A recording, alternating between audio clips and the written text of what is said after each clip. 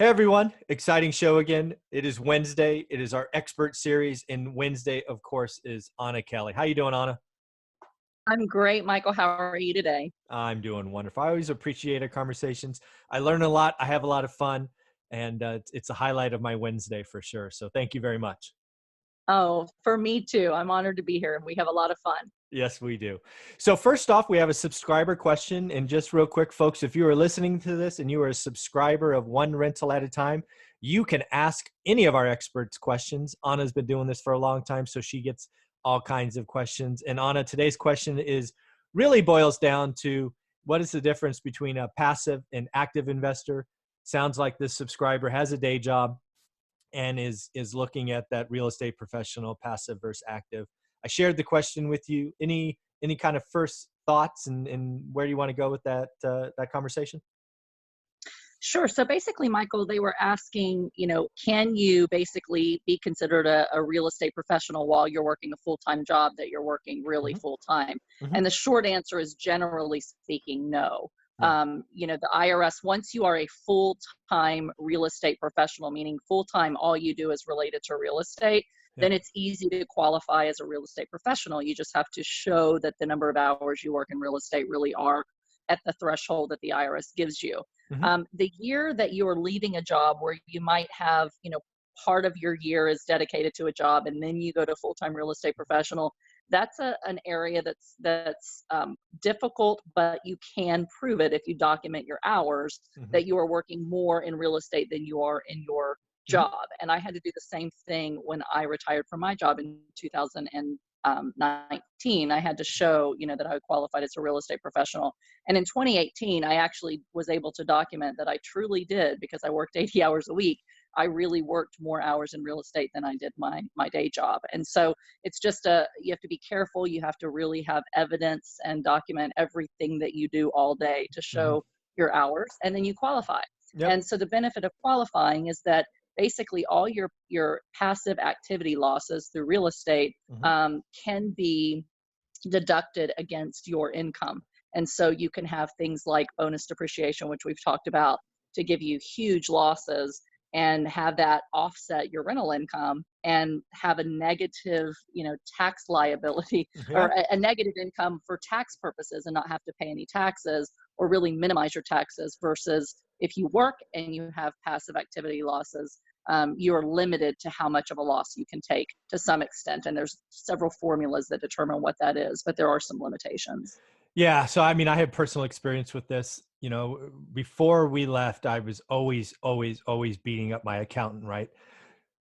Sort of paint you a broad brush of my last full-time working, which was 2017, right? So we had a portfolio somewhere between 180 and 200 units. My market was 2.5 hours away one way. We were consistently buying more stuff, right? So we were busy, right? We probably, we certainly spent over 1,000 or even 1,500 hours in our business when you add up what my wife was doing for accounting and all of those other things. But Yeah, we still um, didn't go after that because it's a red flag, right? We had a decent W-2 year that year, and if I would have claimed real estate professional, also, I am 99% sure I would have been audited, which is no fun. I've had that happen twice already, and I didn't right. need that kind of inspection. So, and then fast forward to 2018, I worked one calendar month. Um, had a decent income still from that W-2 because we negotiated a severance and all of those things for me to be nice and quiet and not say bad things. And but I did qualify as a real estate professional because I really had 31 days of employment in a W-2 and well over 2,000 hours easily documented. So don't don't try to get creative. It's not worth it. If you have a W-2, you have a W-2. It should be a big part of building your empire, and it's your credit, it's your savings, and those are there. But I will tell you, once you get to the point where you can retire, that reporting a negative income to the IRS is awesome. Yes, it is. It is awesome. Last year was the first year that I didn't have to pay any federal income taxes, and I made more money than I had any other year. But because the IRS gives you these incentives to take tax deductions, Hmm. you need to take them. Another good thing that you said that I think is a good point is that between you and your spouse, if you're married filing jointly, you can more easily hit that threshold if Hmm. one of you doesn't have a full-time job and the other one does. So Absolutely. that's something good to know and to talk to your accountant about. And to your point too about not taking risks, I mean, my accountant said he never files real estate professional if somebody's working full time. Yeah. I was an exception, and he was willing to make that because I had such great documentation from Yep. every call, every calendar event, my Google voices. I had Mhm. very good documentation. And he could see that I was Yeah. very aggressive in my real estate and truly working more than 80 hours a week. So Yeah. it's rare, but you want to make sure that you're not trying to prove something that isn't real, Yeah. but that if it is, and you do the work that many hours, that it's worth going after. Yeah, I'm willing to walk up to the line, but I'm also happy to pay what I'm legally responsible to pay. It's just the last 2 Absolutely. years I've been legally responsible to pay zero, and I'm okay with Yeah. that. Yeah. I'm And for just those haters out there, I can guarantee you that Michael, as well as myself, pay so much more oh in yeah. local and state and real estate taxes than anybody else does. So it's not like we get a totally free lunch. Oh It's yeah. just that the federal government incentivizes us for doing our part to stimulate the economy and pay taxes elsewhere. I I actually did it because I put out a video. I think it was 2 weeks ago when I was getting all my freaking account documents together to spend a weekend with my accountant, and I spent over $100,000 just in property taxes. It's unbelievable. Yeah, 100 it's a grand. lot. So don't think I didn't pay my taxes. I paid Right. my taxes. So pretty cool. Pretty Right. cool.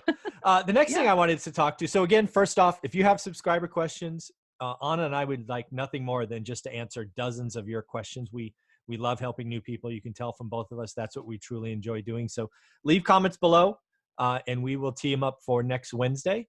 But now Anna and I are going to debate because we're actually on the different side of an important topic. So it'll be interesting to see how this rolls together. And that is, what is the likelihood of a recession in the near term? So, Anna, I think based on some of the posts I have seen, you think that a recession is, I'll call it around the corner. Is that a fair categorization of time frame? I think it's on the horizon for Okay, sure. horizon. Okay, so Yeah. horizon Yeah. is 6 to 18 months. Yes. Okay, so we have the window, right? So why don't you go ahead and say why what you see happening that a recession could be called in the next 6 to 18 months? So, Michael, I will preface this as I think we've probably said before, but I am not an economist, and so I like anybody else is trying to figure out based on the Mhm, signs that we're seeing in the market, not just the stock market, but the real mhm. estate market, Yep. and just the general economy nationally, where we might be. And so Mhm. I look at indicators and say, what are all the indicators together kind of pointing towards? Yep. And I know this. We are in the longest expansion Mhm. period in the United States history since President Abraham Lincoln. Yep. And after expansions come recessions. There's Yes. corrections and recessions. And so, number one, a lot of economists will say it can't keep going. It can't keep getting better. It's bound to come down. Yes. And I thought that about 18 months ago, Michael. I did And too. here I we was right still there are, with you. Yep. and we haven't hit a recession yet. And so, what I don't want to happen, Michael, is what happened to me in '07 and '08 and '09. Oh, In yeah. '07, I mean, I had a lot of experience with investments, and I knew markets to some extent, like the stock market. I knew Yep. ups and downs happen, but I Yep. really did not understand a lot of the core fundamentals of the economy Mhm. and of real estate market cycles. And so Yeah. I thought things were only going to get better in 2007. And I made really poor decisions on starting a business with a ton of debt in Mm. '07 because I thought things were just going to keep going better because everybody said they were going to keep going Yep. better. I remember. And when they didn't, I suffered some serious financial losses that really set me back for years as part of my story. And I had family members who were retiring and who lost several $100,000 in their 401k, Yeah. as I did, but it Right. didn't hurt me as badly because I was younger. So Right. it's given me more of um, a cautious perspective for the future to Sure. say, what can I learn from the past so that I don't repeat it going forward? Okay. Mhm. So with that said, I've just been looking at what are the overall things that are happening in the economy that could be telling me that Mhm. things are either going to get better for longer or that maybe there's trouble on the horizon. Okay. So when I look at things like the yield curve, which has Oh, crossed a yeah. couple of times, the yield curve has been a very consistent indicator that typically when the yield curve inverts, Mm-hmm. within 18 months, there's a recession. Yep. Now, the past doesn't always translate exactly in a clean cookie cutter way into the future, Yeah. but the yield curve has crossed a couple of times in the Sure. last year. I think And it's so that currently negative, I think. I didn't look in the last couple of days, but it's been really close to that Yeah. inversion Yeah. and multiple times. And so that just tells me there's something happening that's saying that the market's getting skittish and Mm. nervous about a coming recession.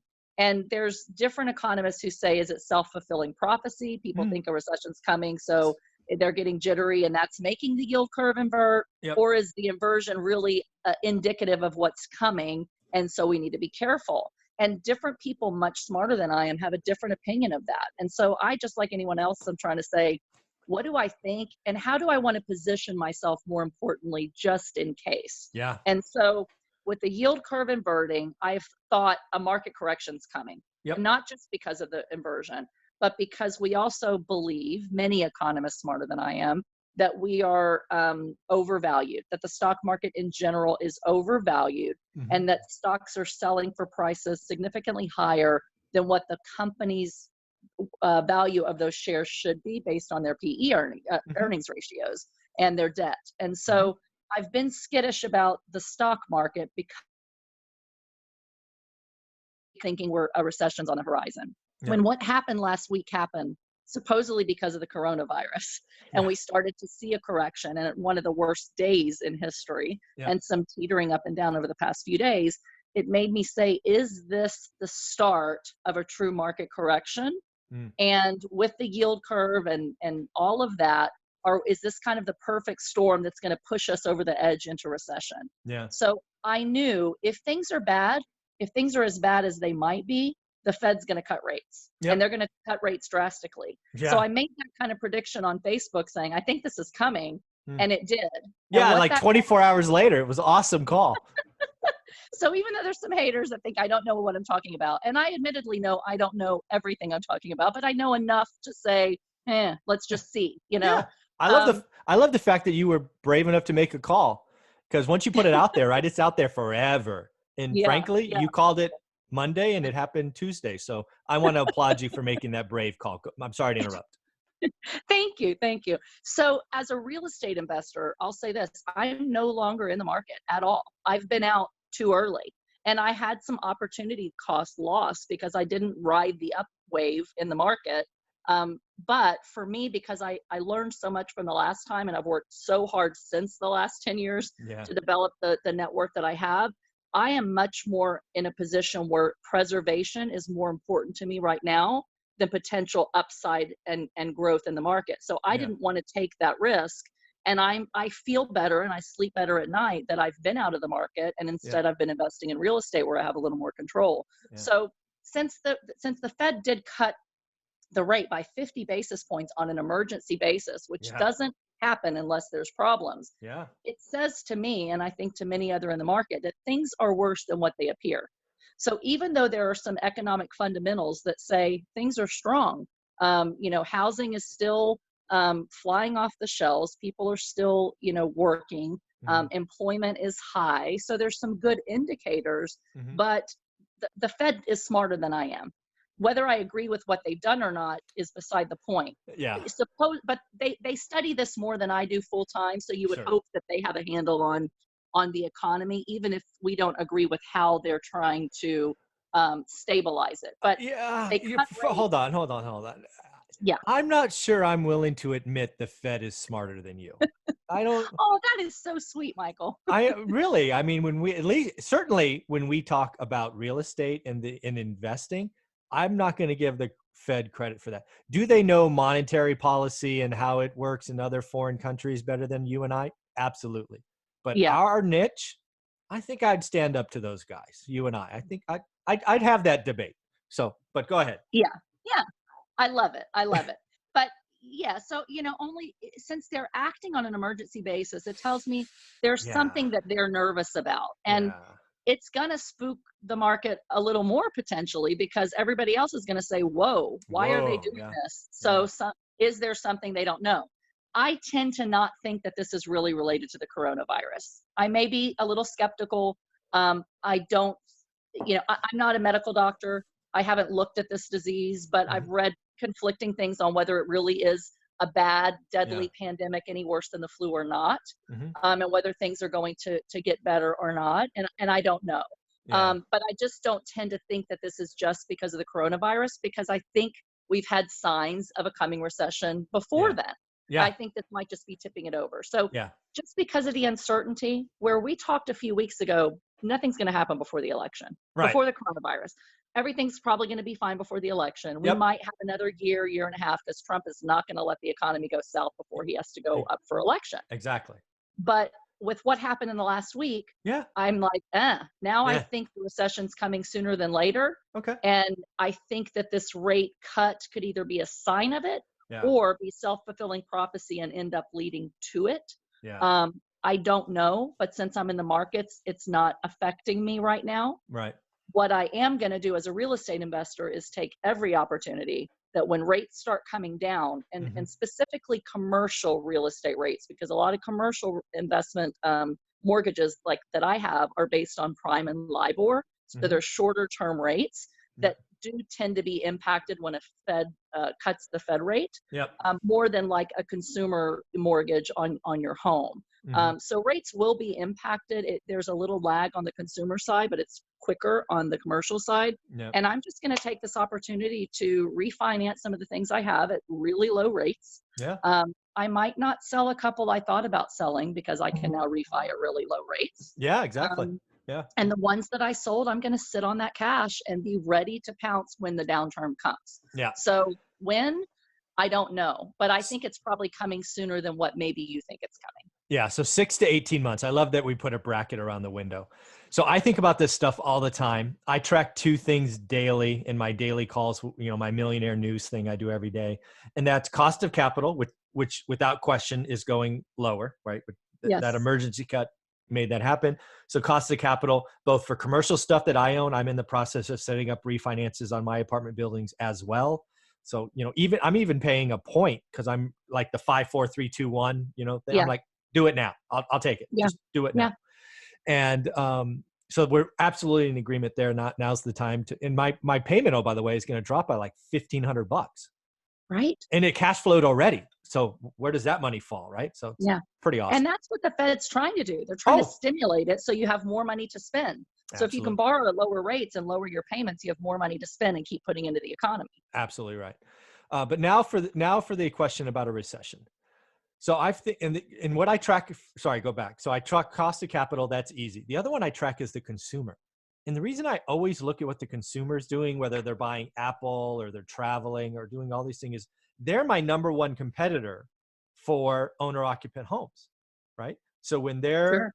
on the greedy side, they're outbidding me because they come in for 3.5% down and they can pay more, right? But Absolutely. when they're afraid, it is like finding diamonds on the ground. So I'm always interested, and it can change overnight. And it changed Yes. overnight last week. And I think it is going to get worse. And again, I like traveling. So when we were in Taiwan for those 13 days, it went from not an issue when we landed to everybody in face masks when we left. So the consumer mindset behavior can change in a heartbeat. And it Yes. is changing in a heartbeat. And I think it's going to get worse. And when I say worse, they're going to be in conservation mode. I'm afraid. I'm not going to go to Disneyland. I'm not going to go to the movies. I'm not going to get on an airplane. I'm not getting on the train, right? All these things where there's groups, that is happening and happening in a huge way. And that's what I think the Fed saw. And they're like, oh my God, fast forward 30 or 45 days, there are going to be earning cuts. There are going to be warnings. And we got to get ahead of this. So that's the fear that I think they saw. Plus, they are seeing corporate debt at record levels. And Yes. they know that if top line revenue falls and their expense structure is the same, they're going to whack people.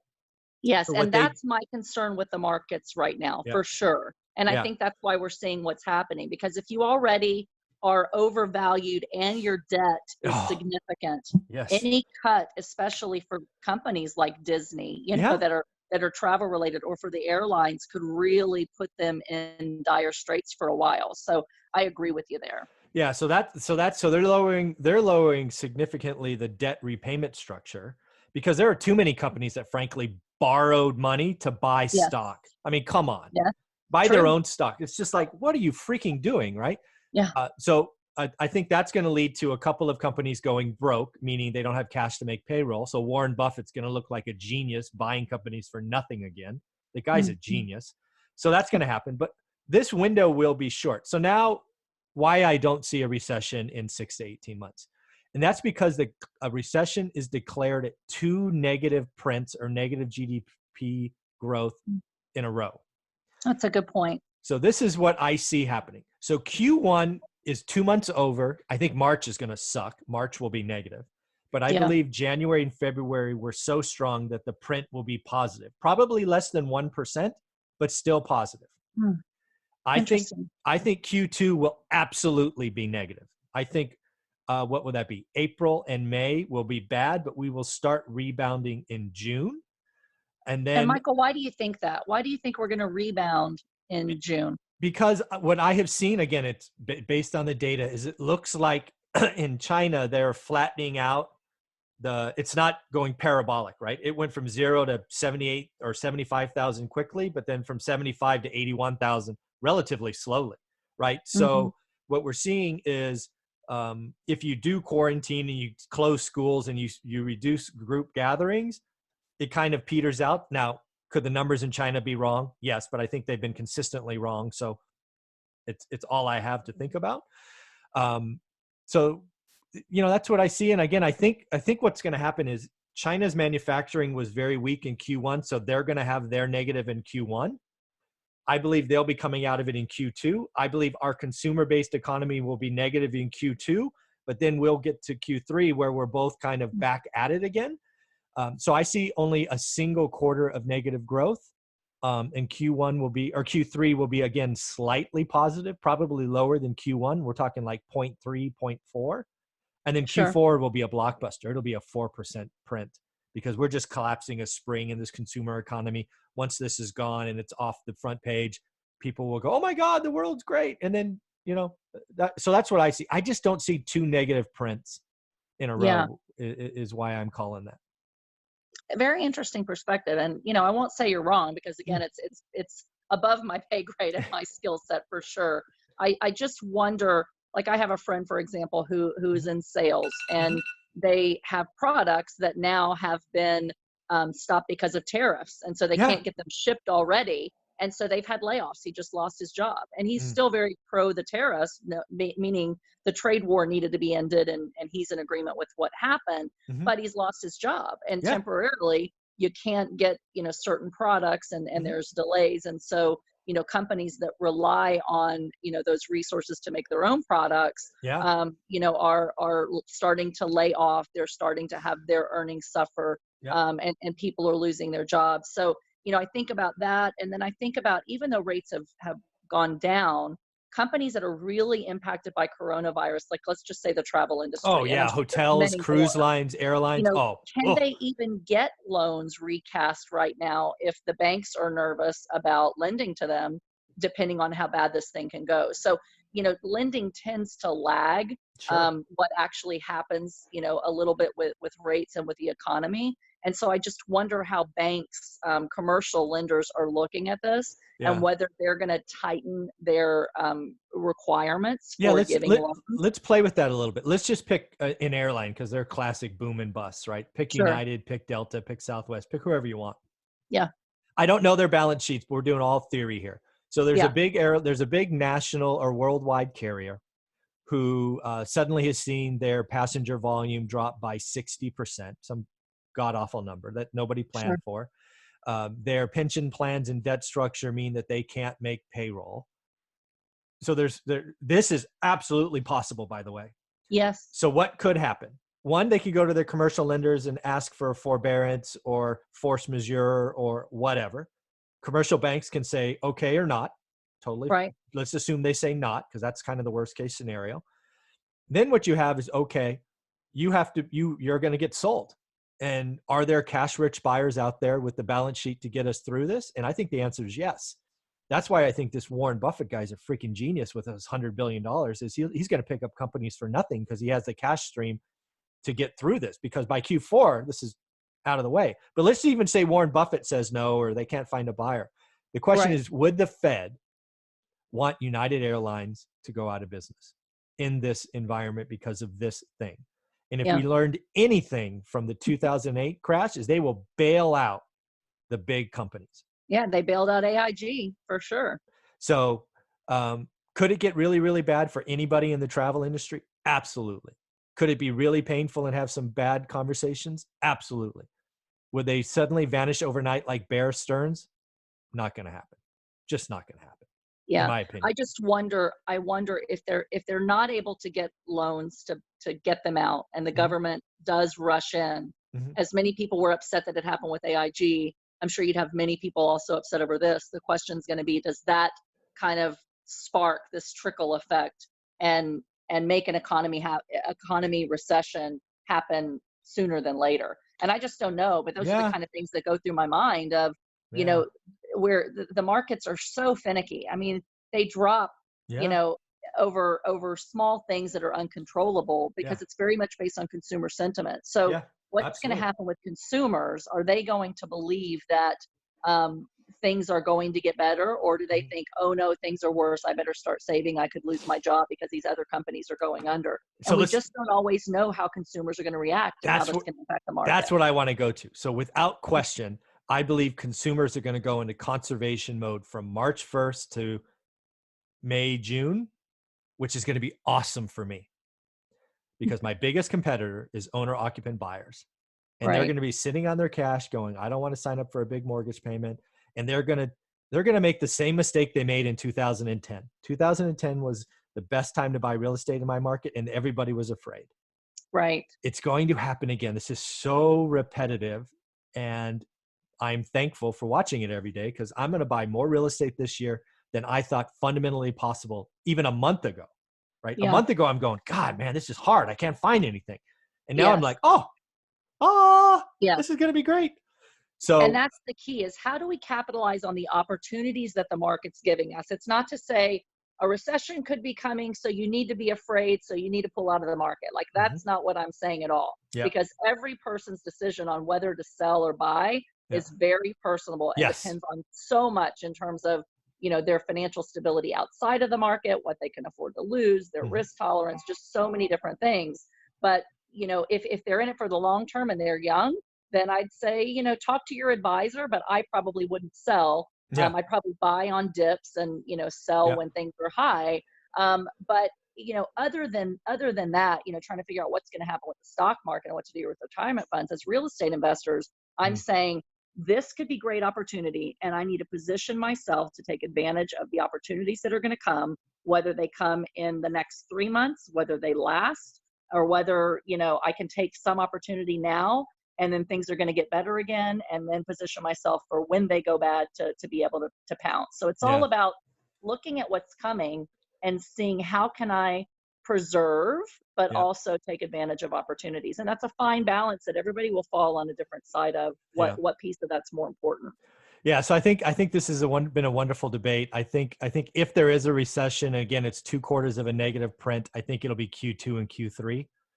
Um, let's hope this thing is behind us by Q4. If it's not, and we go the route of the Walking Dead, if you will, that gets really scary. Yeah. But everything I've read, it sounds like it'll peter out by the summer, or our very smart doctors in biotechs will just create a vaccine, which is obviously in the works. So Yeah. you're right. It could happen. Q2, Q3 could be negative. The U.S. consumer could be so skittish, and the media is not helping. Right? Everything is negative. Why don't we have some Absolutely. positive stuff once in a while? Uh, Absolutely. And the one thing that I think made people feel better last night, and this, again, this has nothing to do with personal politics and what you think about things, but mm. socialism is quite a leap from where we are in the US Yes. economy today. And the fact that people dropped out so that Bernie maybe can't get the nomination, Yes. um, tells tells us that people are very concerned about the thought of socialism. Oh, But for I tell sure. you what, if for some reason Bernie pulls out a win and becomes a president of the United States, I'm calling recession immediately. Oh, let's just be clear. I am right there with you. That freaking guy gets the Democratic nomination. I might call a recession. I think what the Democratic Party did in the last couple of days, and with Bloomberg dropping out today, And with, frankly, with Elizabeth Warren staying in, which means you're going to split that vote, Biden's going to walk to the nomination now. Yeah, Um, probably so. Probably so. but I believe, I actually said it last night when the numbers weren't out, that if Biden has a better performance, the market will be up tomorrow. Called it. Yes. Yeah. Yeah. Because I think again, exactly the same way. And that's the thing, Michael. There's so many unknowns and things you think that can never happen. That if we just look at past to say yeah, what's going to happen in the future, we'll miss things that could spark, yes, changes that are beyond our control. So I'm always just thinking about the what ifs, and yeah, then for sure. what's the likelihood of it actually happening, and then mitigate the risk based on, what you think the likelihood of something happening is, and just Yeah, not going all in and going crazy yeah, at a time when there's so much uncertainty and instability and unknowns that could impact us. yeah. My hope is Elizabeth Warren stays in the race for the next 6 to 8 weeks, because that only helps Mr. Biden. And Mm, then we can have again, this channel's never been about politics other right. than to say, I will never vote for a socialist. That's kind of the only thing I've ever Yeah, said. me too. That Ding, won't ding, ding. happen. I won't make any other declarations. Then we'll Yeah, have an adult conversation about what's best for the American economy, but absolutely. not a socialist. Just, Right. I, I felt comfortable Did you ever saying that. think we'd be having this conversation? I sure No, didn't. no. I But mean, yeah. no. I mean, that's no, no.